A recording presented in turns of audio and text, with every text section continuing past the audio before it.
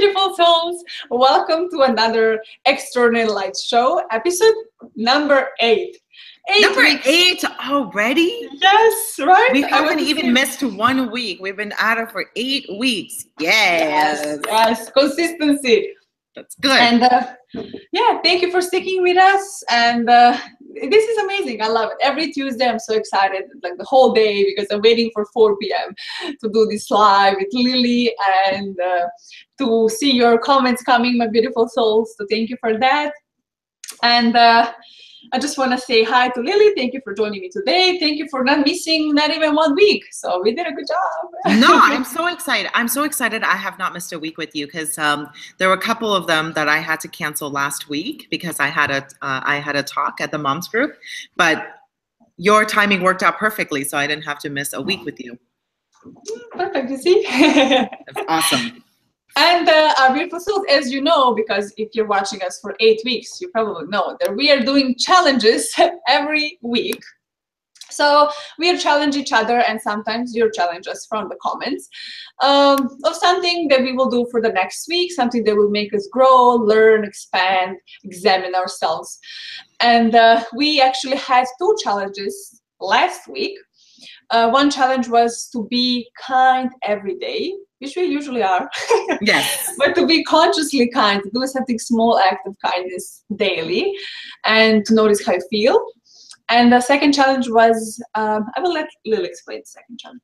The second challenge is we had to commit 3 days to working out on our fitness. Yes. And then Lily, you can start. How was your challenges? How you did it was great. I'll start with the fitness challenge first. So the fitness challenge was really good. I forgot again until Saturday night. I think it was Alexander. Alexander's like, what's going on with your challenge? I'm like, oh no. And I realized I had enough time because I still had Saturday, Sunday, and Monday to do it. So I still had 3 days left. So I just popped on a YouTube channel. I was like, you know what? Fine. I just came back from a party. I'm wearing dress clothes. I'll do 5 minutes. I'll do 5 minutes, and that's it. As long as I do my challenge, I feel good about it. So I did my 5-minute challenge. I'm like, oh, this feels good. And I did another 5 minutes. And I did another 5 minutes. And I actually ended up doing like half an hour. Wow. On Saturday. And I was just wearing my dress clothes. I can't believe it. I was still in my dress clothes. You see, there was no excuses. I believe in that because I'm like, you know what? If I set my mind to, a lot of times I forget things. Like that's honestly like a lot of my problems is if I don't write it down, I'll forget. I forget, but then once I remember it, I have to do it right away. So it's been good. It's been good. And then on Sunday, I think I only did 15 to 20 minutes at the studio here. So I did some exercise there. And then yesterday I did another 15 minutes. I've been doing Blogilates. Have you heard of Blogilates? Oh, yes. I love Casey. Yeah. I love her. Oh, she's so fun. She's fun. Oh, she's fun. She's like smiling and doing it, and I'm dying. Like, oh my God. She's like, oh, do this, stay in this position. I love her. So I've been using her videos. It's very good. Oh yeah, she's awesome. And I did my challenge. Yes. And yesterday, I did it 2 times. And then yesterday is supposed to be the 3rd time. And Daniel and I, we went to Miami for a day. It was very fun. We were hanging out and like walking, and then we came home. It was maybe before 11 p.m. So I was like, oh wow, I didn't do my challenge. So I was doing 5 minutes. 5 minutes like just like a cardio thing, and I did it, right? And I was like tired and I wanted to go to sleep, but I said, I will do this challenge. And then he was like passing by the room. He was like, wow, like seriously, like 11 p.m. It doesn't matter. Yeah, it doesn't matter. And then even if it was 5 minutes, I was happy because I did it, right? Yes. So yeah, good. Yes. No excuses. I did awesome with my challenges this week. I was very proud of myself. And I had this problem or challenge, I would say, with exercising. Like, I would love somebody to put me like a program, right? Do this 3 times per week, because usually I found, like you said, like I will go on one video, and then if I feel like it, if I feel this momentum coming, I will do a next one. But then, as you can see, we have this tall gym, and we have all this equipment, but I'm not using this, because I just don't have like, you know, you do this, you know, what kind of exercises and everything. So that's why, like, even like 5 minutes, oh, I did a challenge, but I would love to have like, you know, like good 30 minutes or 40 minutes exercise, you know, like intense exercise. So that maybe I will do in the future, maybe for the next week. Would you do you join a gym? Like, do you have gyms around you? I have, but I'm not really a gym fan. I don't like working out in the gym. So that's why. And that's also like, if you go to the gym and then, you know, you have these other people around you to motivate you, right? But then not for me. It's working backwards for me. So I don't know. I like to work out by myself, but then also I need, you know, like a program. Maybe you need a coach. You need like a personal trainer. Yeah, I need to bring some personal trainer to help me. Personal trainer. Personal trainer for Alexandra. Yeah, it's like you also have to like figure out what works for your body too. Yeah, like I love yoga. Like I can do yoga all day long, and running. But also I want to do, you know, some exercises and, you know, like something different. So, you know, a little bit of everything. So that's my challenge I'm having, and I'm getting there little by little. 5 minutes for 5 minutes. 5 minutes. I know. 5 minutes, 10 minutes, 20 minutes here and there somewhere. That's fun. Oh, look at who we have in the chat. Amela. Hi, Amela. Thank you for stopping by again. Always there. Oh, so good energy. So happy because I can be with you today. Thank you, Amela. Do you have any questions for us, Amela? Leave it down in the comments. We would love to answer. And Melissa. Hi, Melissa. Also, well done on your challenge. Well, thank you very much. We tried. I know, we actually tried, and we're not even talking about the other one. So, you know what's really interesting about challenges in general? I think I spoke about this before. I introduced a concept called 24-hour mission for all my coaching clients. Like every single person that comes through, they have to do something within the 24 hours, and they have to send me the thing that they did, a screenshot, whatever it is. And it was amazing. I found that 95% of the people actually did it. Oh, which is crazy. That's a lot, right? And I started wondering, like, how come? Like, what is it? What is it about me being accountable that actually forces people to do something within 24 hours? And I'm talking like things that people have procrastinated for a long time. As to do a little bit of research on it, I'm still like in the early forms of my research, so I don't have a fully formed opinion yet. But apparently, there's an opinion that you don't make goals, you make promises. So when you make it's interesting. So when you make a goal to yourself, you're like, yeah, okay, I'm gonna go work out, it's my goal, but you don't actually do it. But when you say, I promise that I'm going to do X, like I'm gonna do 50 squats tomorrow or something like that. And in addition to I promise it to someone else, like your brain, actually your subconscious brain doesn't want to be embarrassed and have public humiliation that you didn't do the things that you're supposed to do. So it pushes you to do something, because the subconscious brain somehow, this is kind of what I learned yesterday, our subconscious brain works as like an overprotective parent. So if you say like, Alexandra, you're like, no, I'm going to do this bold thing, and your subconscious brain's like, no, you're gonna get hurt, things might happen, you know, you may fail, and then you kind of shrink down. But once you tell your brain that you made a promise, and so your brain tries to protect you from the public humiliation, and you end up doing things because the humiliation is too strong for the other side. So it's like training your subconscious brain to like push you to do the things you're supposed to do. That's one of the things. Awesome, I love it. I'm gonna use this all the time now. So we are not making goals, we are making promises. Wow, that's awesome. Yeah, but it's still early. I'll have to keep researching. I'll tell you more later. Oh, we're gonna wait for the next stage of the research, and that's the same thing for telling your brain you're not nervous, you're excited, which works perfectly. I use it all the time. Every time I feel nervous, no, I'm not nervous, I'm excited, and then you actually got happy. So the same thing, I love it. So me too. I use that all the time. I'm not nervous, I'm excited. Before my TEDx talk, I did that. Many times. Yeah, it works really, really well. Oh, cool. I love that. Oh, awesome. Thank you, Lily, for sharing this with us. You're welcome. That's awesome. So let's just find some tricks for our brain. Trick it. Trick our brain, do something. Our brain, our subconscious brain. Nice. Our ego. And positive vibes, Kenny. Thank you for stopping by. Nice. He says accountability. We didn't even talk about our next challenge. We did the other challenge too, or two. Yes. Our second challenge was kindness. So we also challenge you to be kind. So we are hoping that you were beautiful souls. But small things, they can bring smile to other people's faces. It's just amazing. So I did a lot of cooking this week. Nice. I was making a cake and a little like nuts and dates and coconut balls. And I was sharing with the people. Oh yeah, I know which one you're talking about. Yeah, the little energy like balls. energy, yes. And with a little hazelnut inside, like a secret little that's so good. Gold treasure. And also I got a flower today for my friend who's not feeling well. So I dropped her at her building and left a little note. So she's gonna get surprised when she sees that.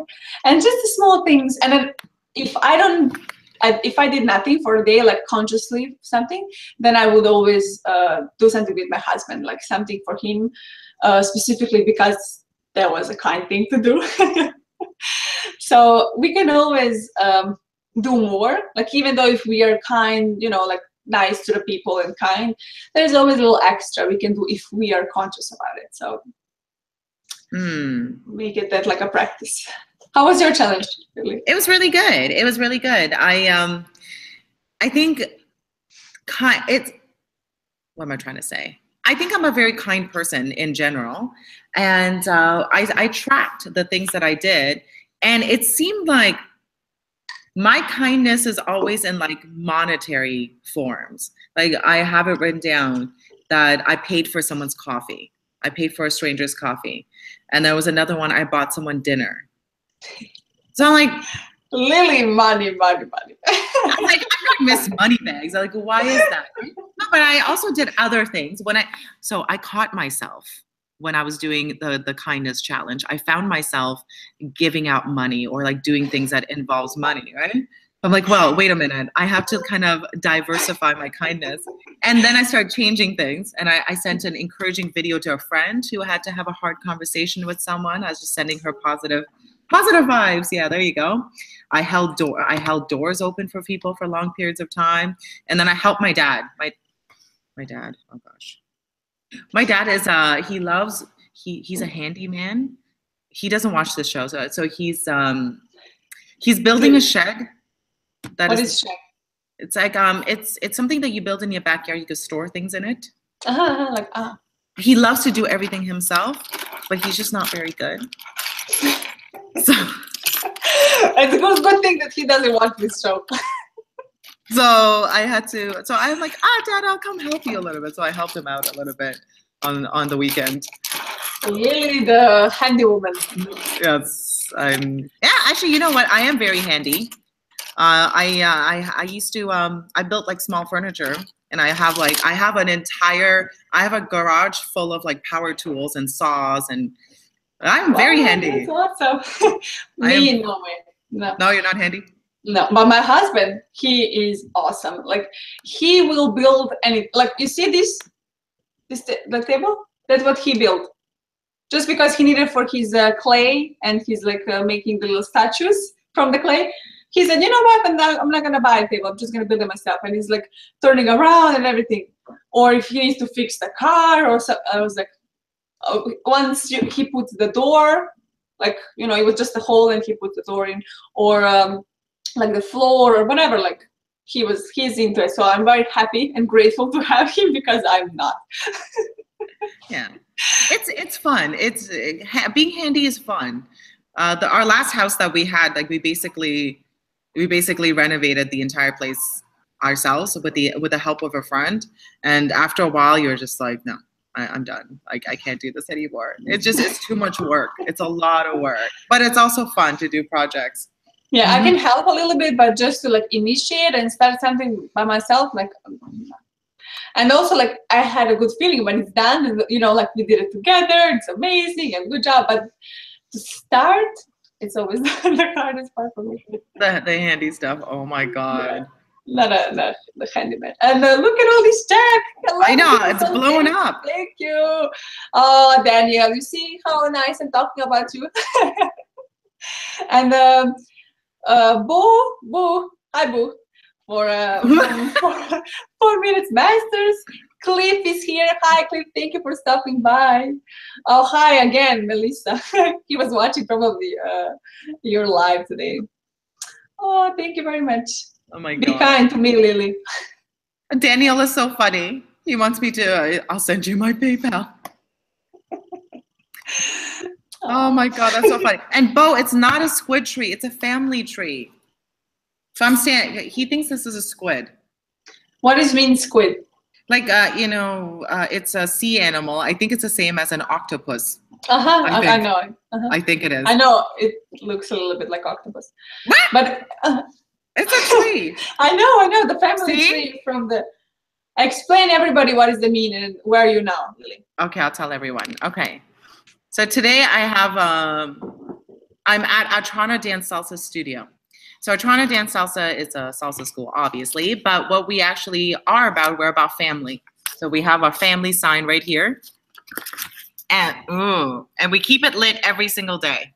We have to remind ourselves of what our one word is. We're about family. We treat every single person that walks through their door as family. And that's the most important thing. And we are, in my opinion, the best salsa school ever.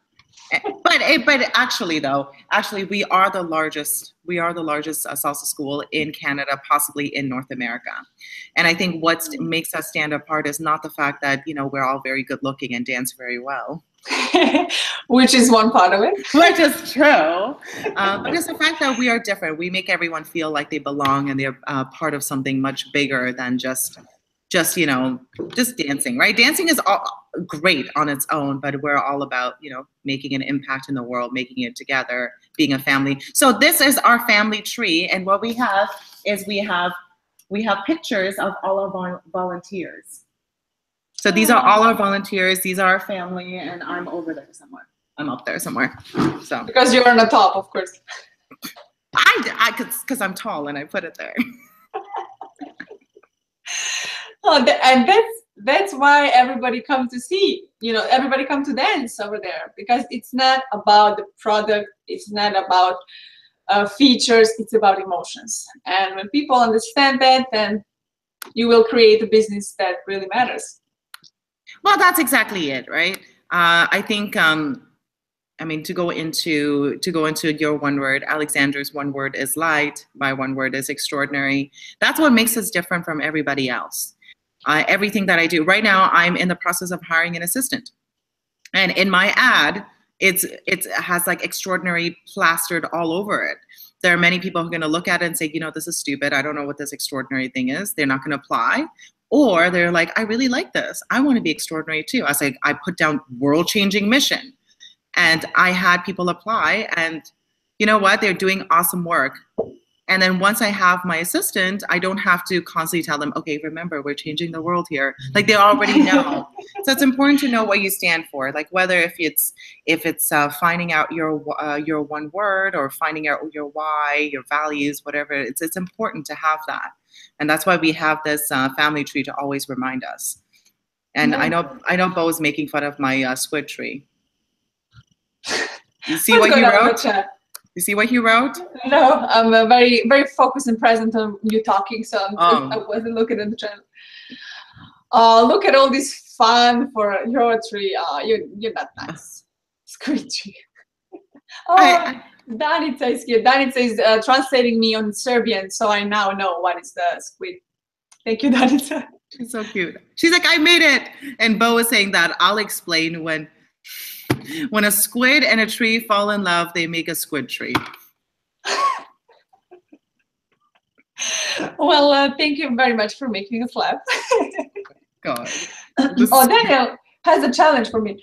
Oh, geez. What is it? 7 days times 5 words per day in some sort of mind map. Oh, explain what mind map is. mind map. Mhm. And is it gonna be like 5 words for what specific topics, or like explain that? But mind mapping is what I love. I love mind mapping, and I'm not doing it very often, so that's why he's challenging me now. So let's say I want to do a mind map about the video that I will film, right? So if today we're talking about kindness, and let's say mind map for this live. So we're talking about kindness. So I will put the word kindness in the middle, and then all these branches, kind of like your family tree. And then we'll see like what is like things that I'm thinking about when I say kindness. So it will be like helping others.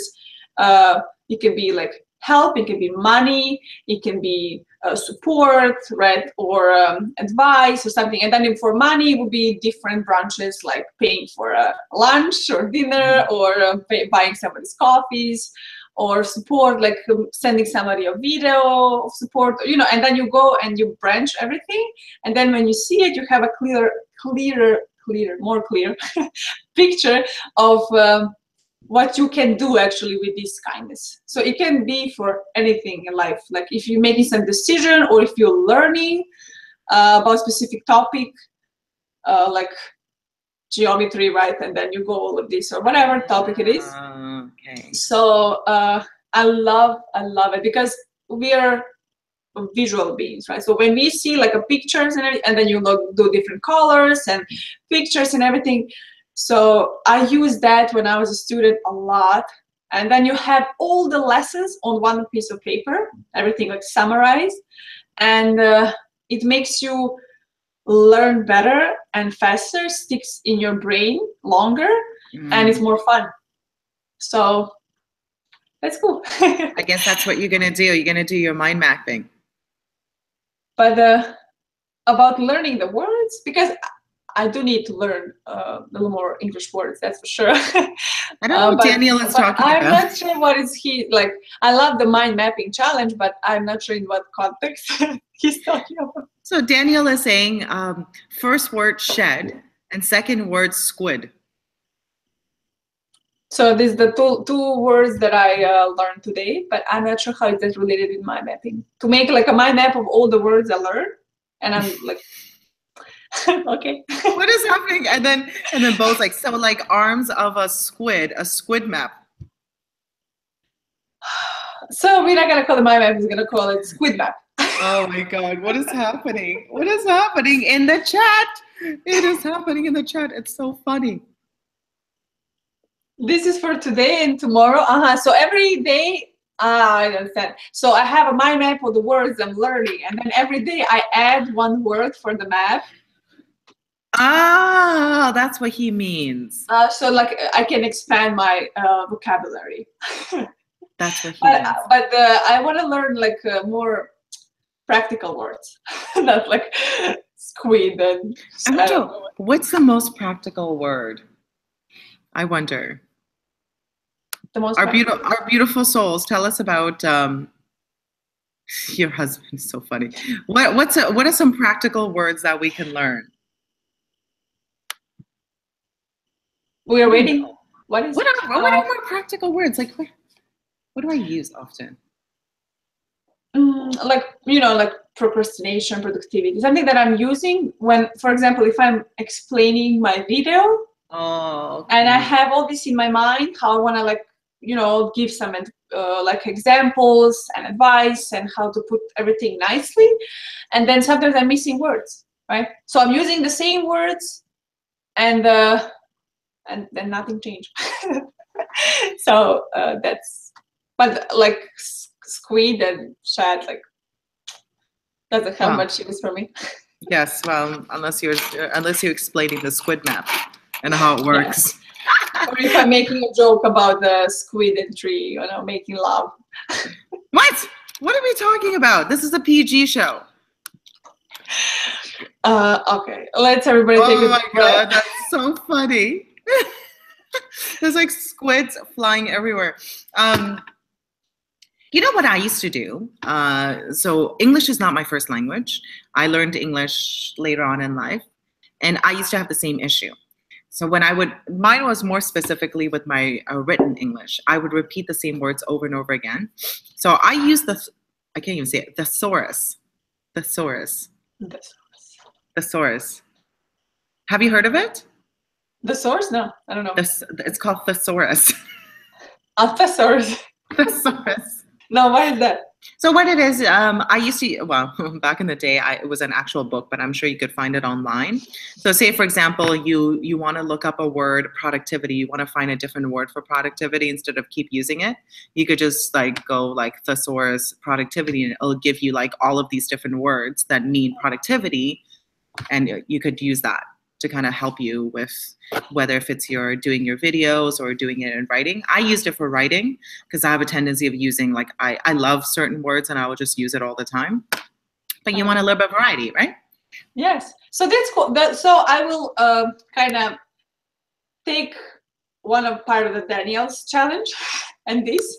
So I can make like a mind map of, let's say, productivity, and then all different like branches, how I can say productivity in a different way, and how I can explain it with the different examples. So let's say whatever, productivity is just an example. So I can, like if I'm talking about productivity a lot in my videos, and if I'm saying the same thing over and over again, people will be like, you know what, like what's going on? Like we heard that. But we do need to hear about the same ideas certain amount of time so it can stick in our head. But if I say it in different ways, different words, different angles, it will stick to people's mind. So that's gonna be my challenge. Now that's good. That's good. Yeah. Thesaurus. I can't even pronounce the word properly. It's called thesaurus. And also like metaphors help a lot. I use this in my dance classes. I use metaphors and analogies to explain a move. Because we get a lot of students who are not dancers. Like most people that come through our doors are adult learners. Like they have never danced before in their life. So I'm not going to go them and say rond de jambe, into the jeté and the frappé. They're like, what are you talking about? So I would have to explain it in a way that people understand it. Like metaphors, I would use like a metaphor of like, imagine yourself, you're walking sideways through like walls or something like that. Oh, metaphors cool. help. It's pretty powerful. And one of my assistants, like he always likes to use like food analogies. Imagine your hand is like a deli cutter, so you have to put your meat in the cutter. Why is it so violent? But it's effective. People remember analogies and metaphors. So that might help too. Yeah, cool. And then people not feeling like isolated. Right? Like, it's not like, oh, I don't know what she's talking about. Like, am I stupid or what? Like, everybody seems to know what she's talking about. Like when you say it like on a nice way and with analogy, like you said, like people will understand it better, and then they will be more open to try it. So that's good. My younger sister is who also, hi, Jana. Oh, look at all this. My whole family is here. Thank you. Oh my God. The chat is blowing up, Alexandra. We should read some of them. What's happening here? Oh, we missed a bunch. Daniel said something about squids again. We're just going to ignore everything about squids. Everything about squids we need to stop talking about. What is Danza saying? She said, I recently started studying TOEFL, the most useful words. Okay. I started using, we were linking words like moreover, however, in conclusion. Interesting.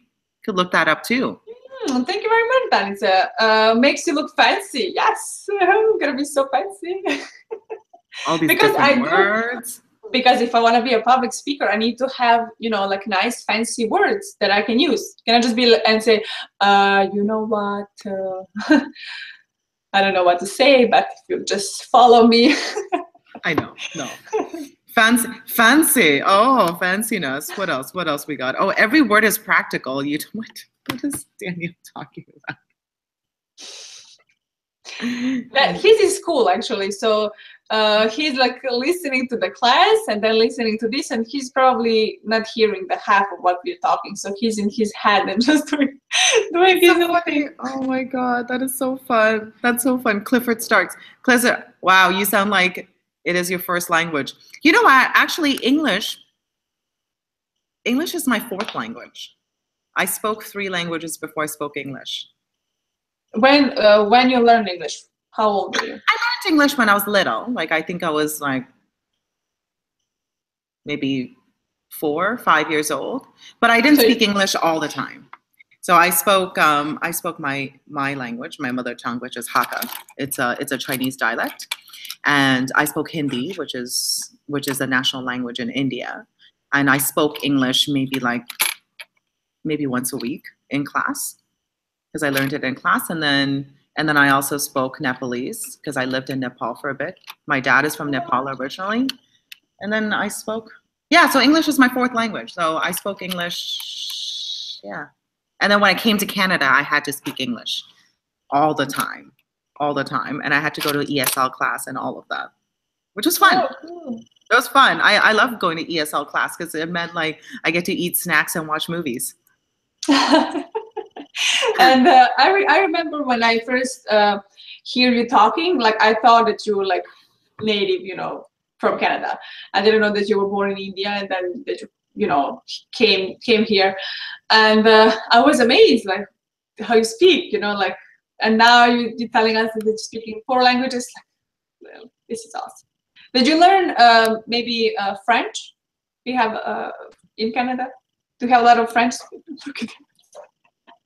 Oh my God, my French was so bad because in Toronto, we don't like English. French is supposed to be our 2nd language, but we only take it like once a week. And we're all not very good. And I hated French class because I was just so bad. And everyone learned already how to speak French. So when I came through, I was already way behind in my French. And as soon as I got the chance, I dropped French class. I just couldn't do it. I was horrific. I don't speak a word of French. Well, you have 4 other languages. So. At all. And it's so interesting that when I was little, when I came to Canada, I was so self-conscious about my accent that I trained myself to get rid of my accent within a few months. I just kept on training it. I was like, how do Canadians train? I watched a lot of TV shows. Oh, I watched a lot of repeating after them, or yes. Yes. So what I would do is one of the words that I had a problem saying a lot is like film. Like the North American people will call it film, and like, whereas like I used to say film, like film, and then that was like the hardest. So every time I was like film. Also, I immersed myself with English-speaking people. Most of my friends speak English, and I think that helped a lot too. My best friends growing up, they were English was their first language, so I just spoke to them all the time. Immersion, just immerse yourself in the language, and I just practiced all day long. And then eventually, like few months, my accent was completely gone. Oh, cool. I still have accent, yeah. But are you holding on to it though? I have this theory. I feel like certain people hold on to their accents, maybe. I have the same theory, and I'm not. You're not. No, I'm not. Like, I'm really like, when I'm speaking, like trying not to be so because when you hear somebody just fresh learn English from Serbia, we sound same like Russian people. So when people hear me, like they will ask, "Oh, you're from Russia," because we have this like strong words, and I'm trying to make it like not so like every words need to be like very sharp. And I have the same theory. Like I know some people who live here like for 20-30 years and they still have huge accent, right? Like they just learn English. And I think it's just like, oh, I'm not from here, like like I'm not American, I'm from Serbia or whatever. But I really want to learn and have no accent.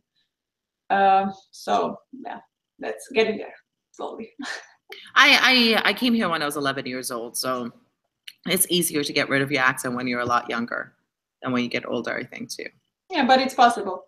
The same thing, like my mom, she would say like, oh, I cannot learn English because, I'm over 50 and, I'm not young anymore. And this is not true. I think everybody can learn the new language, doesn't matter how old are you, if you want. And the same thing is for the accent. Like if you want to get rid of your accent and speak more like a, like a native, so you can if you want. But Yeah. So decisions. Actors do it all the time. Actors, exactly. They change up their accents all the time. It is possible. Yeah. So no excuses. It's like next time Alex comes online, she sounds American. Yeah, you will see. You will see in a year. You're not gonna notice my accent. There will be no accent at all. And now people like asking me like, oh, how long you been here? Like you don't even have an accent. It's like, oh, thank you. I'm working on it. I still nice, have it. really? Oh. Yes, like, and some people have said, oh, you have a very nice accent. Or I say, oh, you have an accent, or different opinions. But I'm going through this process, and I'm not ashamed, of course, of my accent or anything. So I love it, and this is all the part of the journey. So, and I love that we are filming this, and I have this video. So, like in 5 years, when you hear me, and you would think that this is my first language, I can just say, no, it's not. So look my videos from before, and you'll see, right? So this is all like everything I'm doing now. It's gonna serve in the future like an inspiration to others. So. You know what? That's a good point too, because there are certain YouTubers that choose to keep their really old videos on their. Evan is one of those people. If you go back to like Sword from the Oldest, he has a video from almost 10 years ago, not even 10 years ago. And some YouTubers, why are you laughing? Because they're very funny. I watch them, and it's like so like me, right?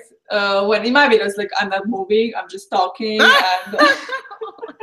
and that's normal, right? And now when you see him, you would say, oh, he's so natural in front of the camera, but he wasn't, right? So he can say, you know what, look at my first video, and then no excuses. And that's the point, right? I think that's the reason why he keeps it on there. And then there are other people who decides to bring down certain videos from like back in the day, and I've asked them like, why would you do that? And their answer is like, well, I don't feel like it represents who I am today. So I don't know. What is your opinion about that? My opinion that we should leave everything. Like I have no intention of deleting any one of my videos ever, because if I now, like in 10 years, if I see my videos and of course I'm not gonna feel embarrassed, because this is where I am now, right? This is who I am now. This is my opinion. And even if I have totally different opinion, like in 10 years, this is who I am now, right? So this is who I was.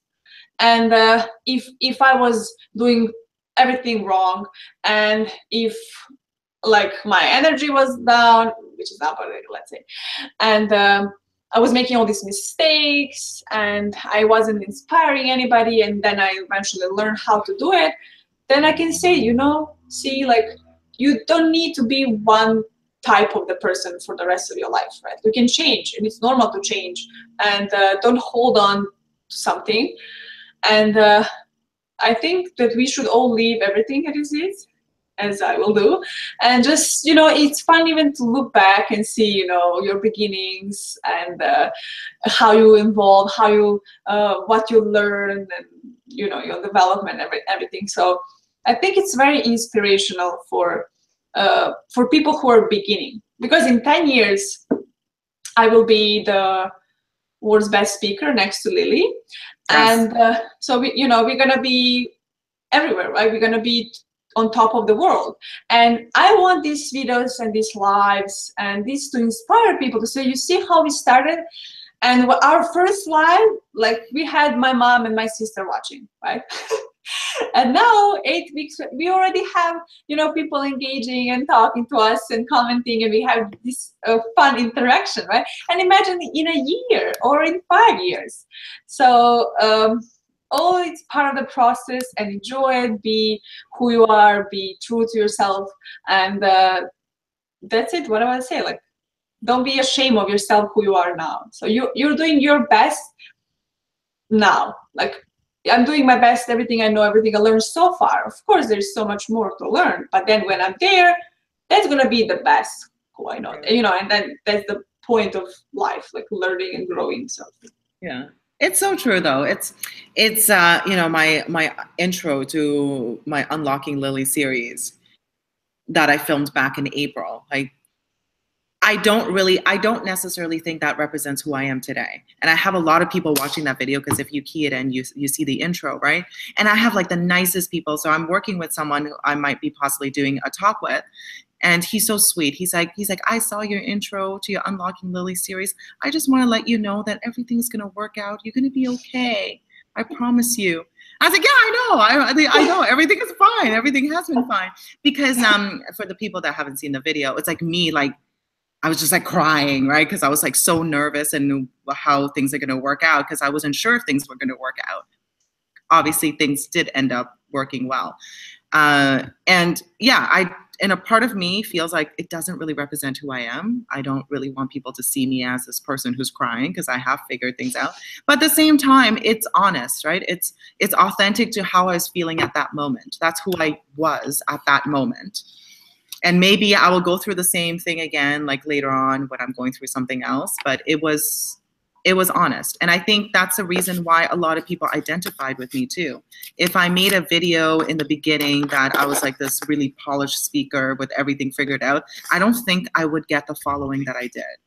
Because I have a lot of people that follow my Unlocking Lily series like week by week by week. But I don't think I would have attracted people. Yeah, Alexandra's one of them.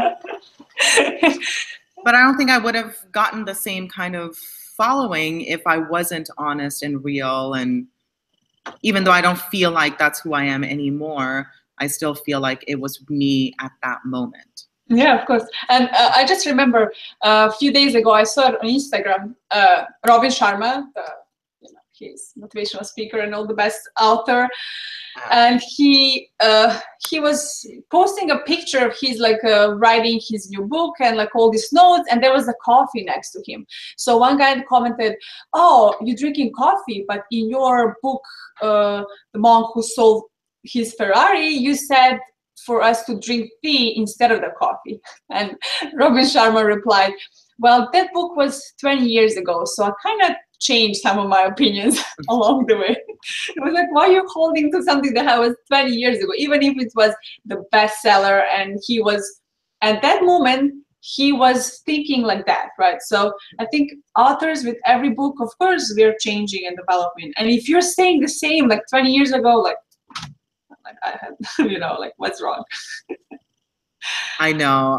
It's so true. I mean, things, your values remain the same, but like there's certain things, like maybe he drinks coffee now instead of, but he's still the same guy inside. Yeah. It's just he's doing things a little bit differently. Yeah. So, and we have these questions we didn't answer here. Oh, okay. Clifford is asking, most people who speak 2 or 3 languages have told me the way they visualize the world is different depending on the language they're speaking. Does this happen to you? Not really. But I noticed that sometimes I'm thinking on English, like in English, and sometimes in Serbian. So, and if I'm like visualizing something, it doesn't matter if I understand the question. I don't visualize it differently. I don't know for you, Lily. That's an interesting point, though. I don't know who I was talking to. I feel like I was talking to someone about language. And they were saying that language actually changes the way you look at things as well. Because it's your thought process. Like for me personally, I knew when I became a native English speaker, because like now English is really my first language, right? Even though I say it's not, I speak English more than any other language, is when I started dreaming in English. So in all my dreams, I'm speaking English. I don't speak any other language. Whereas before, when I wasn't 100% an English speaker, I would dream in different languages. So that's interesting. Do you dream in English or do you dream in Serbian? Oh yeah, I do. I was just telling Lily before. It depends of the day. And like I was just telling Lily about my new video that I will record it today that you will watch tomorrow.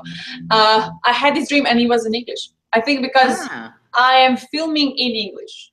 That's why I was dreaming. Or sometimes I think depends. If I'm thinking about my family, then I will think in Serbian, right? And then if I'm thinking about any, like my life or everything that's going on here, I will think in English. And it's, maybe it does, like for the Cliff question, like if I visualize the world differently, but I think it just depends what I'm thinking about. That's when I'm like, it's different. So I don't know. But I know when I first started learning English, people were telling me, when you start thinking about on like in English and you start dreaming English, then you will know you'll learn the language. So yes, I learned. Yeah, yeah, there you go. And that's the same thing. It happened to me too. It happened to me too. Cool. And another thing, when you are counting like money or just numbers, you're counting on English? Yeah. Oh, are you asking me? Yes. Oh, yes, I count in English. Because I still do it in Serbian. I noticed that. And like when I'm like, sometimes if it's like up to 10, I know how to count a little more than 10. But if it's small, then I will do it in English. But usually, like, I'm doing it in Serbian. It's strange, but it's fun fact. Here's an interesting fact. Well, it's a fun fact about language and how it relates to our learning. So there's a theory that Chinese people are better in math in general. Like people think that Chinese people are just really good in math. And if you really break down the language and how we speak, so for example, 11, right? Like we say the number 11 is just a number 11. Whereas like in Chinese, if you were to translate it, it actually means 10 plus 1. Oh, so actually, it actually helps you with your numbers. Oh, cool. Yeah, 10 plus 1, 10 plus 2 is 12. So instead of actually using a whole new other word to describe the number, it's actually training your brain to actually learn how to do addition at a young age. So there's a theory that that's the reason why Chinese people are better at math, because it starts at a younger age and is built into their language. I'm actually very interested in linguistics and language. It's an interesting thing. So thank you, Clifford. Thank you for bringing that up. Oh, thank you. And that was a very fun fact. Thank you, Lily, for sharing this. Mm-hmm. Oh, look at all these comments. Thank you, my beautiful souls. I'm so happy. What we have. All right. Look at the time. Time is flying, Alexandra. We still have all of these comments. Oh my God, I didn't even look at the time. Oh, time is flying when you're having fun. Exactly. We still have all these comments. Do we have any more questions? Let me see. Oh, Danica is commenting about you, Lily. She was watching your video. Oh. Don't remember when, but I watched it. It was very inspiring. I was like, wow, you just cried on camera because you're about to go and live your dream. I didn't see that level of honesty on YouTube for like a long time. Oh, yes. That was everything. I know. It's and it was a video that almost didn't make it because I didn't think that it was. I did like over 100 cuts, like 100 takes for the intro, but that one was like a one take. So we kind of like spliced everything together in editing, and I thought that it wasn't going to make it on YouTube at all because I'm like, it has to be better. This is just for Evan to see. That's it. Like, Evan, you want vulnerability? Here you go. And then he's like, it's perfect. I'm like, damn it. Why? And then I tried to redo the entire intro again, and I just couldn't recreate the emotion because it was like that moment in time I was feeling all those nerves. So we kept it and we spliced it because it was the most authentic. I couldn't recreate any of those emotions ever again. You cannot say, hey, you know what, now I'm gonna cry in this part. Yeah, I just couldn't do it. So we just we just spliced it all together and it just worked out. Cool. And we need to cut this talk. Yes, we have to stop now. Because we can talk forever and ever. I just want to say hi to Melissa. She said that she remembered when she was living in Italy, she was speaking Italian in her dreams. So yeah, it's true. That's when you learn the language. And thank you very much for commenting and for bringing us this joy and laughter. I certainly enjoyed. That was kind of a spontaneous one today. Yes. And thank you, Lily, for coming. Thank you for not skipping for 8 weeks straight. Never. Yes. Don't ever say never.